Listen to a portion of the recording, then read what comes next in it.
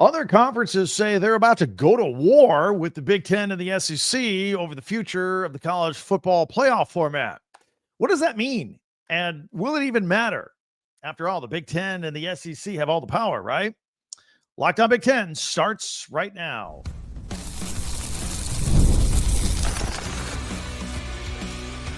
You are Locked On Big Ten, your daily podcast on the Big Ten Conference.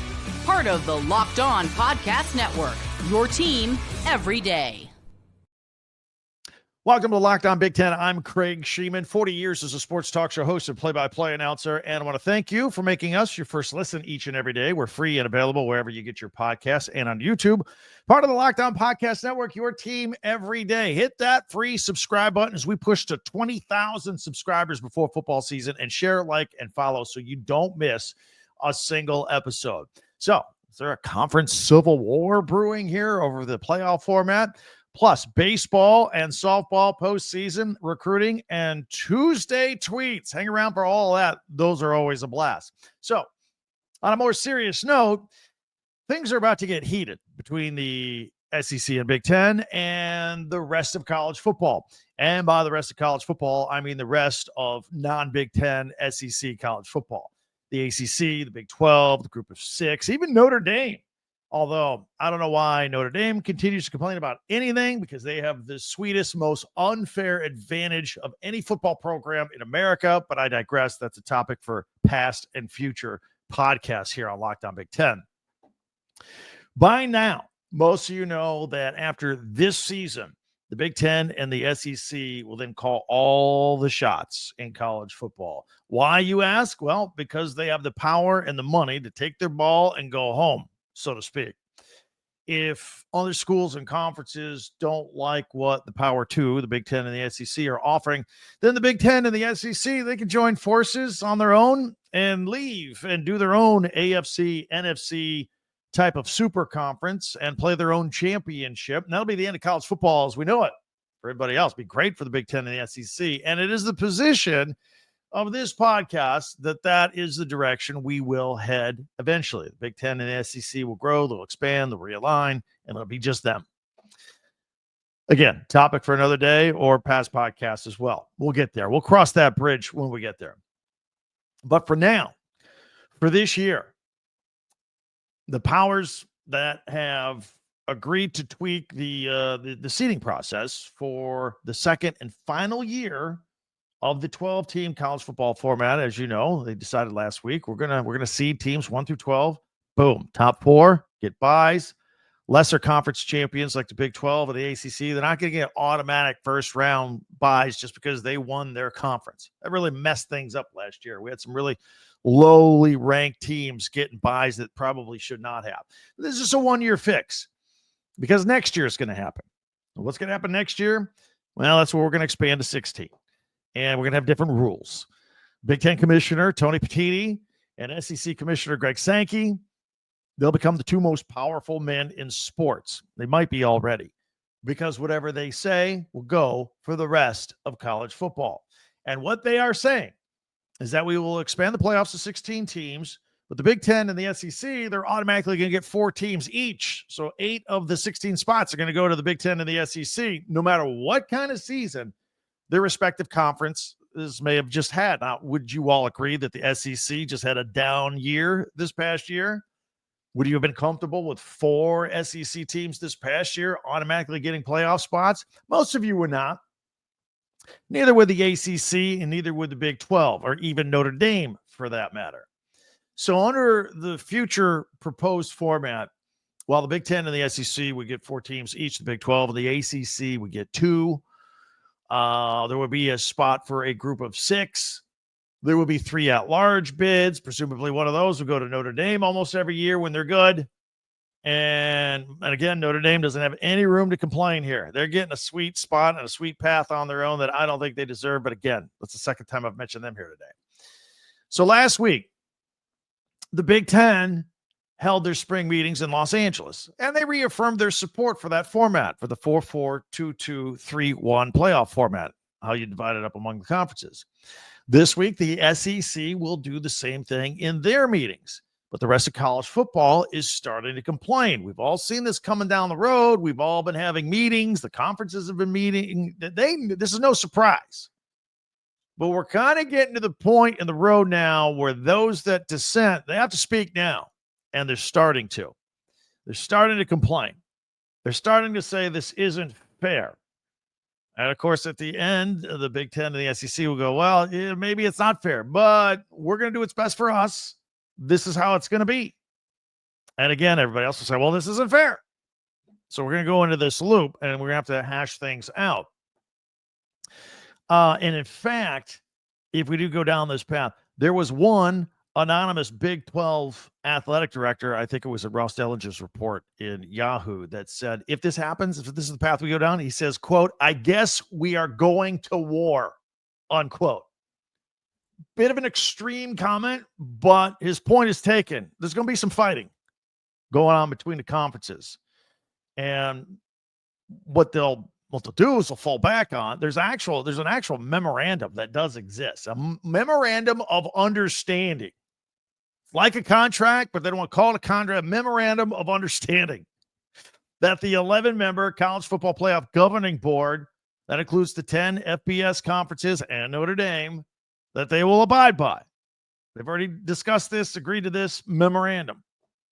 And this document grants the Big Ten and the SEC decision-making powers. And again, it exists to appease those Power 2 conferences, the Big Ten and the SEC, and prevent them from going on their own and leaving everybody else in the dust. But that memorandum also directs the Big Ten and the SEC to have, quote-unquote, meaningful consultation and collect input from the rest of college football and ESPN, which owns the broadcast rights as part of this college, the broadcast rights for the college football playoffs. So they got to be in the mix as well. So there have been meetings. Does holding a few meetings for discussion satisfy that clause of meaningful consultation? The Big Two think so. The rest of college football may not. They may even seek legal counsel over all of this. And by the way, these meetings going on with the SEC right now, they affect the Big Ten. So I'm going to tell you what's going on there. Here in the next couple of days, actually, the SEC may finally decide, hey, we're going to announce we're going to add a 9th conference game. Right now, the SEC plays 8 conference games. The Big Ten plays 9. And if you're going to start comparing apples to oranges, and we're both going to get the same amount of playoff spots, and we may even start scheduling each other a little bit, well, we got to be on the same playing field. You can't have like 8 conference games and then scheduling Mercer or Georgia State while we're banging against each other here in the Big Ten. So we got to be on an even playing field. Both conferences need to have 9 conference games. Anyway, that could come out anytime now because I think the SEC's headed that way. Also, the SEC may come up with some sort of scheduling contract with the Big Ten. So both teams will play their 9 conference games amongst each other and then have 3 non-conference games. And they may make sure one of those 3 non-conference games is against each other. Kind of like remember how the basketball used to have the Big Ten ACC Classic every year. Something in that order that they would play each and every year. And I would argue that once that happens, that will be a step further to that super conference scenario I talked about with the Big Ten and the SEC. We'll be a step closer to that. The SEC may also decide to change conference championship weekend altogether and make it play-in weekend. That's right, featuring the 3rd place and 4th place and the 5th place and 6th place teams. And they may battle each other for those 3rd and 4th automatic qualifier spots for the college football playoffs, play their way in. The Big Ten is reportedly considering the same thing. I argued 2 weeks ago that if we start adding play-in games, let's call them what they are. They're playoff games. They are. They're playoff games. Instead of saying we got 16 playoff teams, if the Big Ten and the SEC do this, now it's a 20-team playoff. Let's call it that. I mean, the NBA does this play-in thing. They don't call them playoff games, but they are. They're playoff games. And there'll be even more if the ACC and Big 12 follow suit. Now, everydayers of this podcast, they know that we are fervently against any kind of playoff expansion because it just continues to delete the weekly Saturday afternoon product. Nevertheless, Lots of changes going on, and they're coming fast and furious with name, image, and likeness and revenue sharing and the house settlement and all this. And we're going to have a commissioner. All this stuff's going on. And then the individual conferences are having their meetings in the SEC. The Big Ten just had it. The SEC's having theirs. And there's going to be some changes coming out of that. And there's going to be a lot of people complaining and a lot of people talking about it. And we'll be covering it. Love your comments on the matter as well as how you see the future of college football. Where are we going? What direction are we going? What road are we going on? Hit me up in the comment section. Also, be sure to hit that free subscribe button down below and you'll never miss a single episode. Share, follow, and like Locked On Big Ten, please. And don't forget to check out our website, talkbig10.com. That's with the number 10. All of our podcasts go there, and you can buy merchandise from your favorite school, your favorite Big Ten school. Get your school spirit ready for the 2025 season, all there at talkbig10.com. There's plenty to get to here. First of all, we have 4 Big Ten teams make the NCAA regional. Congratulations to them. We'll tell you who they're playing and when. And the softball postseason continues with the College World Series. Got Oregon and UCLA representing the Big Ten there. We'll tell you where you can watch their games and when. We have the latest recruiting battles and Tuesday tweets. We're loaded. You don't want to miss a minute of it right here on Locked On Big Ten. Monarch Money. You know, you're like me, maybe. You check your banking account going, man, where did my money go? And how many more days to payday? Well, maybe you've been dining out. Maybe you've been doing online shopping, entertainment. Yeah, it's easy to lose track. That's where Monarch Money comes in. It's your personal CFO, giving you full visibility and control over your finances. And it's not just a budgeting app. It's a complete financial command center where you can track all of your accounts, your investments, and spending all in one place. So you're not just managing your money, you're building wealth. They've got great insights there as to how your money is spent, all in one convenience. Bring all of your spending apps together in one place, your banking, your credit cards, your spouse, significant other, pull it all in one place for easy collaboration. Take control of your finances with Monarch Money. Use code LOCKDOWNCollege at monarchmoney.com for 50% off your first year. That's monarchmoney.com. Code LOCKDOWNCollege for half off your first year.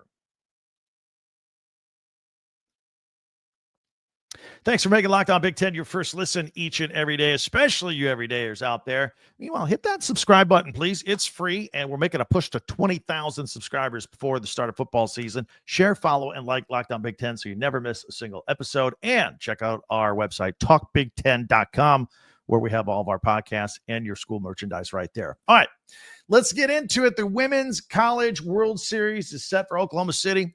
Oregon and UCLA, those ladies are ready to represent the Big Ten. Congratulations to them for their phenomenal seasons. In fact, they're going to face each other in the first round. So we got all the double elimination. We got both of these teams being West Coasters. It's good. I think they got the Thursday late game, 9:30 Eastern. That means 6:30 Pacific. So everybody at UCLA and Oregon can watch. And that'll be great. It'll air on ESPN2 on the Deuce. UCLA got there with their thrilling series win over South Carolina, including that walk-off home run in the last inning of the elimination game 2. Keep the series alive for the weekend. That was on Saturday night. That was phenomenal. Oregon made easy work of Liberty in a 2-game sweep. The 3 other games, or the 6 other teams in the Women's College World Series, will feature Florida taking on Texas at noon on Friday on ESPN. The annual powerhouse Oklahoma will take on Tennessee, which eliminated Nebraska, unfortunately. That'll be at 2:30 on ESPN. And also Texas Tech will take on Ole Miss at 7 o'clock Eastern, 4 o'clock Pacific on ESPN2. So that all gets underway later this week. We're very excited. Those games are Thursday, by the way. I may have just said Friday. Those are Thursday games. Okay. Meanwhile, the Big Ten tournament champion for baseball, Nebraska, back-to-back champions. They're going to the NCAA regionals, obviously with the automatic bid. They're going to Chapel Hill, where they will take on Oklahoma on Friday. North Carolina and Holy Cross are the other 2 teams to contend with in that regional. Also, Oregon stays home in the Eugene Regional. They will face Utah Valley in the early game Friday. Cal Poly and Arizona are the other two teams in that regional. UCLA will stay home. Friday, they will open the early game versus Fresno State. Arizona State and UC Irvine are the other twos. By the way, hats off to UCLA baseball and softball here this postseason. And then USC gets in. They go to the Corvallis regional. They'll stay on the West Coast. They'll open up against TCU on Friday. Oregon State and St. Mary's are the other two teams in their regional. And the winner of all these regionals will advance to the super regional sites June 6th through the 9th with a chance to go to the College World Series, which begins on June 13th. So congratulations on all of them. We wish all those Big Ten teams the best of luck. Now, let's talk a little recruiting. Start with Michigan. And I got a lot of Nebraska stuff here, so hang tight, Nebraska fan. But Michigan's pretty solid at linebacker year in and year out, but they're still looking for a couple more linebackers for the class of 2026. Four-star Kenneth Goodwin III listed Michigan among his finalists this week. He's from Torrance, California, and he is considering Oregon, SMU, Georgia, and Texas A&M. Last time he visited Ann Arbor, he said publicly that, hey, Michigan's in my top three. We're good. And he will visit them again in mid-June, and he will announce his decision July 1st. Now, I promised some Huskers news. Let's get into it. The Huskers are zooming in on an elite tight end for the class of 2026, Lincoln Watkins. He's a four-star from Port Huron, Michigan. And his final two schools now are Florida and Nebraska. That's it. He'll visit the Gators in early June, but the Huskers will have the last chance at him to try and close the deal. Late June, he's visiting, so maybe they can get his commitment then. Then there's four-star corner Jacob Eberhardt. He's from St. Louis, Missouri. He cut his final list of schools down to 7. The Huskers are still on that list. And so are some other Big Ten schools. Oregon and Illinois are on his list as well as Oklahoma, Alabama, Missouri, and LSU also making his list. He has made the most visits to Missouri. Some people think that that's where he's leaning. It's not a done deal yet. And it's still in more Huskers news. Recent commit, Trey Taylor, their first commit of the class of 2027. He's going to be making an official visit to Lincoln, and he's going to put a plan together. He's going to do some peer recruiting. Instead of the coaches calling it recruiting, he's going to get on some people. Hey, join me. Class of 2027, let's go. He's also going to partake in a football camp while he's there the first week of June. So this guy is all in. He's trying to find himself some good teammates moving forward as well. And this note from the Washington Huskies. They made a late offer to 3-star tight end Sam Validal out of Beaverton, Oregon. And now he's scheduling an official visit for June 6th. Big kid, 6'4", 225, number 5 player in the state of Oregon. Very versatile from what I hear. He can line up, split out wide. He's got some speed. He's got some size. He's a pretty good blocker. I understand he can even play some wildcat behind center. Ty Warren, anybody? It worked out for Penn State. Maybe he's that kind of player. He does have 16 offers from around the country, including Arizona and Arizona State as well. So, little recruiting update there. If you are new to our podcast, thank you for joining us. We always close out with some awesome features at the end. On Monday, we do our top 10 Big Ten observations from the past weekend. Tuesday, we do Tuesday tweets. We're on Twitter at Talk Big Ten or X. If you send us something, we'll put it on there. I grabbed a few. A lot of them come from the athletic departments around the Big Ten. I'll share those with you in just a moment. Wednesdays, we do some power rankings. Got a good one for you tomorrow. I could tell you yet what it is, but I'm excited about it. Thursdays, we do our look at the Big Ten Network. Even though we're not affiliated with the Big Ten Network, we obviously have the same interests.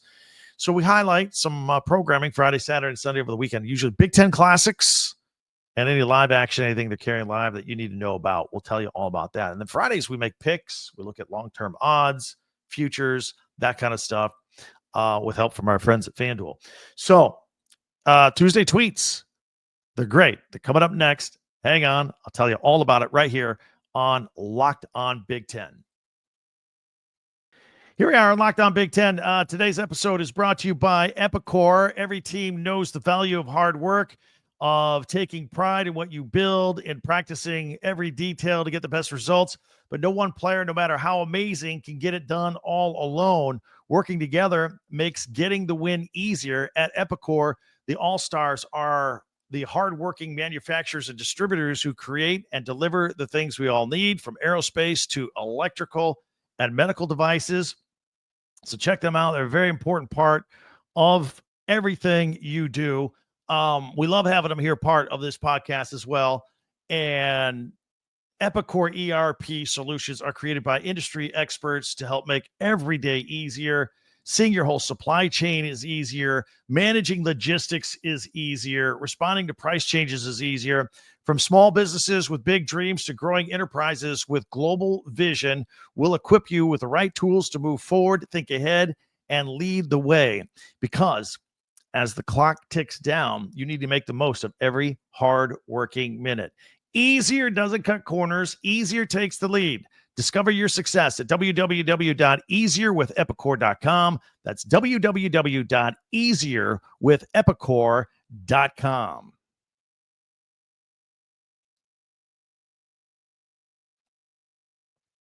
All right, time now to take a look at our tweets from the week and our postings on X, whatever it is we say today. Let's put it here on the screen. If you're audio only, we'll describe in detail what's going on. We'll pick it up here. Yeah, coming off a Memorial Day weekend. I noticed a lot of this kind of stuff. So this is from Blue by 90. Today, we remember and honor those who gave the ultimate sacrifice. We are forever grateful. And what it is, it's a 100-yard long flag on the field at the Big House in Michigan. It's just a little, I could have picked this from any stadium in America. They all do it. It's great. I love when they bring out that big flag, but that's a great photo. I wanted to share that with you. Here's from Ben Stevens. This is the Oregon Ducks in the Big Ten tournament. Kind of a crowd shot behind him over the show. This is a screen grab from TV. Love this fan at the Big Ten baseball tournament, just showing some support to the league's TV network. That's right. See him? Big Ten Network in the background. Gotta love that. Says respect. I need to get him a Locked On Big Ten t-shirt. More Big Ten softball, putting this out. See you in OKC at Oregon softball with the ladies celebrating there. Oregon softball advances. So congratulations to them. Hashtag Big Ten softball. Again, Oregon and UCLA representing. Name a better running back duo. Can't wait. Singleton and Allen. This is from at Sleeper College Football. Yeah. Penn State. Best backfield in the country. Certainly in the Big Ten. I don't think that's arguable. Back for a fourth year together, man. That's pretty good. This is from at Buckeye. You're welcome. It is the top 20 teams viewership on Fox Big Noon Kickoff. This is interesting. It's an interesting graphic. We'll discuss it here because we did a podcast on this a couple of weeks ago. A lot of people complaining at Ohio State they don't get any primetime games, especially at home in the regular season, because while other networks and other conferences may like their best games on in primetime, the Big Ten has a lot of them at noon. That's part of the Fox broadcast package. So on the noon broadcast, since we've been doing this on Fox, Ohio State has the highest viewership. Over 200 million people have tuned in. Michigan at number 2 at 165 million. Penn State is third at almost 75 million. This is why Ohio State doesn't get night games. It's 200 million people checking them out at noon. Colorado, Coach Prime is on the list. Oh, look at Wisconsin at 40 million. Iowa in there at 37 million. Nebraska at 36. We're right here. 6 of the top 7 are Big Ten teams, of course. Texas Longhorns, Oklahoma. Indiana coming in the top 10 at 26 million viewers. Just ahead of Southern Cal, USC at 21 mil. There's Alabama. Alabama plays a lot of later games. They don't have a lot of noon games. They had that noon game last year against Wisconsin, right? Maryland's in there. Purdue. How about that? Minnesota in there as well. Michigan State rounding it out. So there are a lot of the Big Ten teams falling in, but this is why some schools in the Big Ten don't get a lot of primetime games because they do so well at noon on Fox. This is from Eric. Top 10 college football towns, complete with logos. It's a list 1 through 10. Michigan, Ann Arbor, Michigan, number 1 college town. What do you think about that? College Station coming up at number 2. I've been to College Station. I've been to Ann Arbor. Ann Arbor is a way better college town than College Station. Just a lot of open farmland at College Station. And on a hot day, a little smelly. Gainesville, number 3. I don't have any problem with that. I've been there too. Athens, Georgia. Great atmosphere. They probably think they should be higher than 4. Madison, Wisconsin. The whole Camp Randall vibe at number 5. Maybe a little higher they should be, huh? Coach Prime's got Boulder, Colorado on there at number 6. State College, Penn State. I know you Penn State fans want that to be higher than 7. Look at that. Eugene, Oregon at number 9. Bloomington, Indiana, rounding out the top 10. That's where I went to school. I can vouch for it. Great college town. There's the list. Did your team make the list? Let me know. Here is from Huskers Talk. Congratulations. Nebraska becomes the first team since Indiana in 2013 and 2014 to win consecutive Big Ten tournament titles. Here's their celebration on the field. Back-to-back. And now going to the Super Regionals. Here's another one. Ty Horn, little video of him. He's their pitcher. Phenomenal closing game for the Huskers. Congratulations to him. That was wonderful. Here is another picture of the big house from Blue by 90. So close, yet so far. It says 14 more Saturdays till we start filling up stadiums and watching college football. And speaking, here's another one of Michigan. It's an old Aiden Hutchinson picture wearing the old 97. This is from Detroit Joker. It says, we are Aiden Hutchinson days away until Michigan football. Go Blue, 97 days away. Yeah, we're inside 100 days. It's coming. Big Ten softball releasing this one, a collage of Oregon and UCLA's ladies as they are rolling on to the College World Series. Congratulations. And here's another one, the Huskers, a zoom-in video of them holding up their Big Ten tournament trophy for back-to-back Big Ten baseball titles. Congratulations to all of them. Absolutely wonderful. All right. Let me know what you think. Hit me up at Twitter anytime or X. Send me something. I'll put it on here. We do this every Tuesday. In the meantime, there are many ways for you to interact with me on Twitter or X at Talk Big Ten. Our website, talkbig10.com as well, where all of our podcasts go. And you can get your favorite school merchandise right there too. Whatever you do, be sure to hit that free subscribe button if you don't mind before you go, so you never miss a single episode. We're making a push to 20,000 subscribers.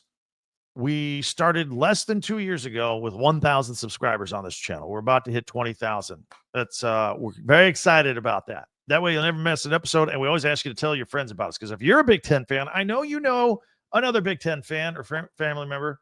Tell them we're out here each and every day. All 18 teams, the sports, the Big Ten, with news, analysis, and opinion, all under one umbrella on this podcast. And always feel free to go back and check out. I know some of you don't watch or listen every day, although you should. Go back and catch yesterday's and get caught up for a second listen. I also invite you to check out a second listen to Brian Smith and the Portal Show. Keeping track of who's going where, who's going to your favorite school. Check him out for all that transfer portal stuff. The Portal on YouTube, wherever you listen to your podcast. Thanks for checking us out. Again, if you're checking us out on Tuesday, coming off a Memorial Day weekend, getting back into it, thank you very much. I can't wait till we meet again tomorrow for Locked On Big Ten. I'm Craig Sheeman. Talk to you next time.